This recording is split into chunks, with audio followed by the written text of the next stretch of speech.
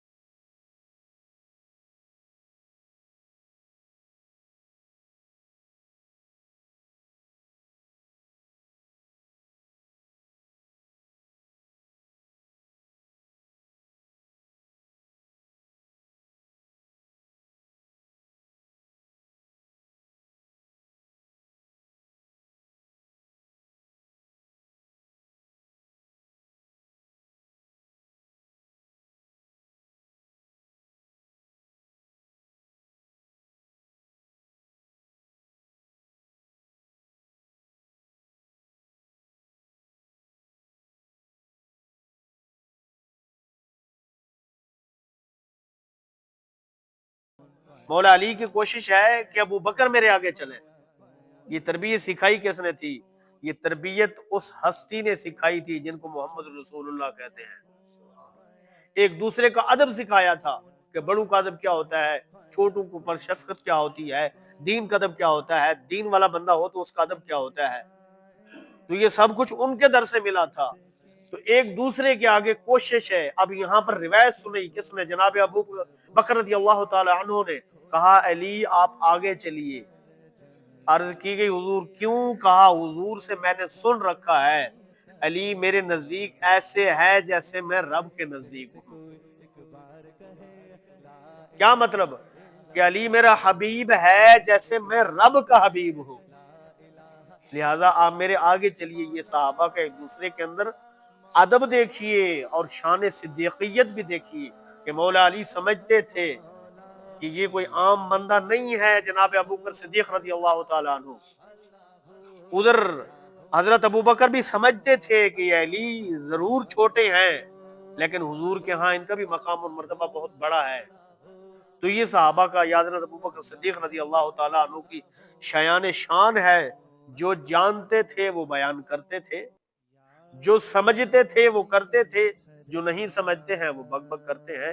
تو جناب ابوبکر صدیق رضی اللہ تعالیٰ عنہ کی شایان شان کو سمجھنے کے لیے ہمیں سب سے پہلے حضور کے در سے اور حضور کی ذات سے محبت چاہیے ہوگی تو پھر ہمیں جناب صدیق کی شان سمجھ آئے گی. میں عرض کر چکا ہوں، آخر کے اندر پھر سمجھا دوں، کہہ دوں کہ جہاں سے میرے اور آپ کے درمیان یہ مشہور بھی ہے کہ جو جہاں سے بنا ہوتا ہے اس کا خمیر گوندا کیا ہوتا ہے وہیں اس کو دفن کیا جاتا ہے.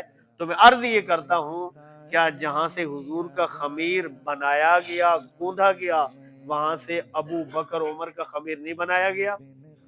اگر نہیں بنایا گیا تو پھر دفن کیوں کیا گیا؟ وہ صاحب مزار ان کو کیوں بنایا گیا؟ بھئی رب کی منشا یہی تھی، رب کی مرضی یہی تھی. کہا قیامت والے دن، روایت لمبی ہے بس حضور یہ فرما رہے ہیں، اشارہ دے کے چلا جاؤں گا. کہا ہم قیامت والے دن ایسے اٹھیں گے. کہا کیسے؟ حضرت عباس رضی اللہ تعالی عنہ کو میرے حضور نے فرمایا، کہا دائیں ہاتھ میں ابو بکر ہوں گے، بائیں میں جناب عمر ہوں گے.